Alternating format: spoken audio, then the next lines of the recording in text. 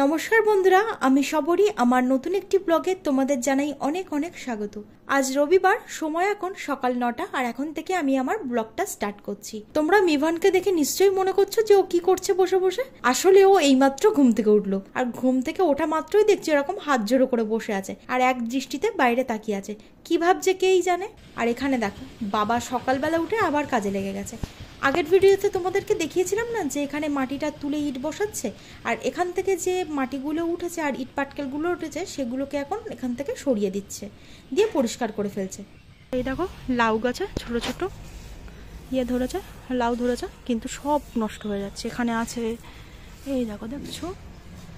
তোমরা যদি কেউ এর ওষুধ জানো একটু বলো তো, যে এই লাউগুলো যে নষ্ট হয়ে যাচ্ছে কি দেওয়া যায়। দেখো এর ভিতরে দেখো, ওই একটা দেখা যাচ্ছে ছোট্ট মতন, সব নষ্ট হয়ে যাচ্ছে। যে কটা এরকম লাউ ধরেছে ছোট ছোট, সব নষ্ট হয়ে যাচ্ছে। আজ সকালে রাইয়ের পড়া ছিল, তো পড়াটা শেষ করে এই সবেমাত্র বাড়ি ফিরলো। আর আজকে আমি বানাচ্ছি ব্রেকফাস্টে এগ রোল। আর এগ রোলটা কিভাবে বানাচ্ছি জানো তো? এটা হচ্ছে আগের দিনের বাসি রুটি। তো বাসি রুটি কিছুটা বেঁচে ছিল, তো আজকে আর অন্য কিছু বানাইনি, ভাবলাম একটু এগ রোল বানিয়ে নিই। আমি না মাঝে মধ্যে এই ধরনের এগ রোল বানিয়ে থাকি, খেতেও বেশ ভালো লাগে আর বাসি রুটিগুলো ফেলা যায় না। আজকে শুধুমাত্র টমেটো সস দিয়ে দিলাম আর ওদেরকে দিয়েছি একটু মেয়োনিজ দিয়ে আর টমেটো সস দিয়ে। আসলে আজকে বাড়িতে শশা ছিল না, শশা থাকলে সেটা দেওয়া যায়, আবার পনিরের স্টাফিং করে দেওয়া যায়। তো যেহেতু কিছু ছিল না, সেই জন্য শুধুমাত্র টমেটো কেচাপ দিয়ে খেয়ে নিচ্ছি। আর এই ধরনের ব্রেকফাস্ট কিন্তু ভীষণই হেলদি, তোমরা বাড়িতে ট্রাই করে দেখতে পারো।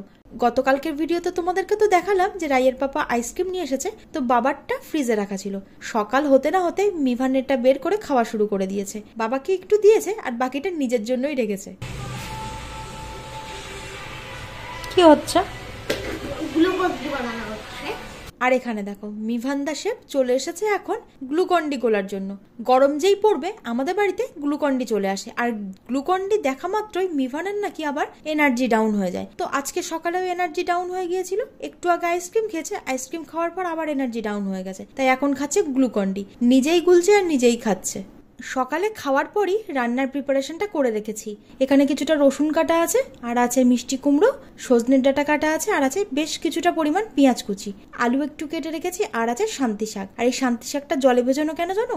আসলে এই শাকটা কালকে তোলা ছিল আর গরমের মধ্যে না একদম শুকিয়ে যাওয়ার মতো হয়েছে, সেই জন্য কেটে আমি একটু জলের মধ্যে ভিজিয়ে রেখেছি। দেখো কেমন তাজা হয়ে গেছে। তো এইমাত্র আমি স্নান করে এলাম। রান্না টান্না করার পরে এতটাই কন্ডিশন খারাপ হয়ে গিয়েছিল যে স্নান না করে থাকতে পারছিলাম না। আর আজকে তো প্রচণ্ড পরিমাণে গরম লাগছে। সকালবেলা একটু মেঘ করেছিল, তো ভাবলাম হয়তো বৃষ্টি হলেও হতে পারে, কিন্তু সে তো কিছু হলো না। প্রচণ্ড পরিমাণে রোদ্দুর আর প্রচণ্ড গরম লাগছে। আর আমার যেখানে রান্নাঘর আছে না, সেখানটাতে তো কোনো জানালা নেই, তো হাওয়া বেরোনোর কোনো রাস্তাই নেই, যার জন্য প্রচণ্ড কষ্ট হয়ে যায় আর কি। তো এবার খাওয়া দাওয়া করবো, 2:30 বাজে। আর ওদিকে বাবা গোপালের সেবা দিচ্ছে। তো আসার পরে বাবার ভাতটা বেড়ে দিয়েছি, কারণ কখন আসবে আর আমি হয়তো চান করতে যাব, সেই জন্য ভাতটা বেড়ে রেখে তাই স্নান করতে গিয়েছিলাম। তো এবারে আমরা সবাই মিলে খেতে বসবো। এখানে আছে মিষ্টি কুমড়োর ভর্তা, এটা হলো শান্তি শাক ভাজা, এটা রসুন আর পেঁয়াজ ফোড়ন দিয়ে করেছি। চুপ করো। আর এখানে আছে বড়ি, আলু আর ডাঁটা দিয়ে, মানে সজনে ডাঁটা দিয়ে একটা তরকারি। আর এখানে আছে চিকেন কারি, আর এটা যেহেতু স্কিন আছে চিকেনে, সেই জন্য এতটা তেল বেরিয়েছে, তো এটা হয়েছে ঝোল। গুড ইভিনিং বন্ধুরা। দুপুরবেলা খাওয়া দাওয়া করার পর একটু ঘুমিয়ে নিয়েছিলাম, কারণ আজকে প্রচণ্ড পরিমাণে কষ্ট হয়ে গেছে। এখন যাব আবার রান্না করতে। একটু আগে একটু কফি খেয়েছি, খেয়ে আজকে আর অন্য কোনো টিফিন বানাইনি, কারণ রান্না করতে হবে রাত্রে। কেন রান্না করতে হবে জানো? কারণ কালকে আছে আমাদের এখানকার শীতলা মায়ের পুজো, মানে আমাদের গ্রামের গ্রামজাত পুজো যেটাকে বলে আর কি, শীতলা মায়ের পুজো। তো সেই জন্য আজকে রাত্রে রান্না করে রাখতে হবে। সেই জন্য বাবাকে পাঠিয়েছি বাজারে, আর কিছু মানে ভাজাভুজি করতে হয় না, সেই জন্য কিছু কিনতে হবে আর কি, সেগুলো আনতে গেছে। তো সেগুলো নিয়ে আসুক, তারপর আবার রান্না করতে যাবো। আজকে প্রচুর কাজ, সারাদিন শুধুই মাত্র রান্নাঘরে আমার কেটে যাচ্ছে। তো চলো বাবা আনুক, ওগুলো কি কি নিয়ে এসেছে সেটাও দেখাবো, আর কি কি রান্না হচ্ছে সেটাও তোমাদেরকে বলবো। এখানে আমি আলু সিদ্ধ দিয়ে ভাত বসিয়ে দিয়েছি, আর এখানে দুধটা গরম করতে বসিয়েছি। সরো।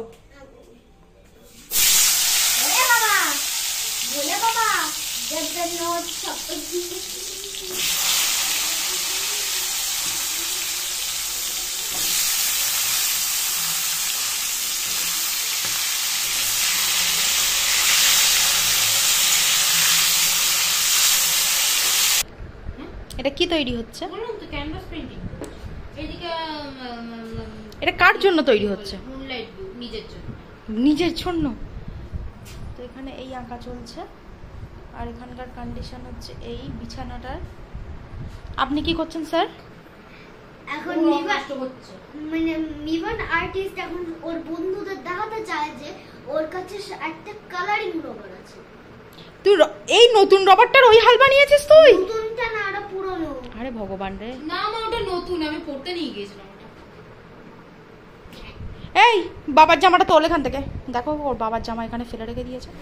বললাম তো ঘরে রেখে আসতে বাবা। আর রংগুলোর কন্ডিশন নেই, আজকে জামা কাপড়গুলো ভাঁজ করা হয়নি।